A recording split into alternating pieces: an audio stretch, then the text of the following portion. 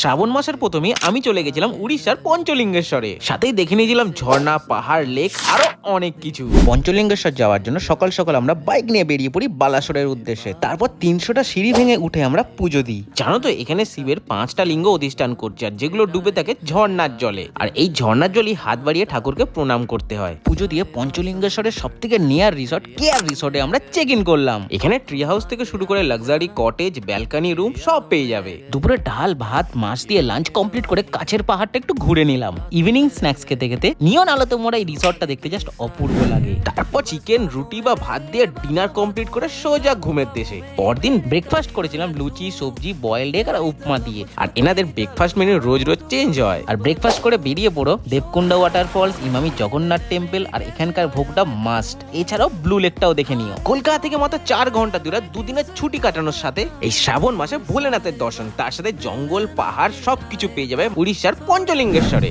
আজকের মতো আমি যাই, টাটা, বাই বাই।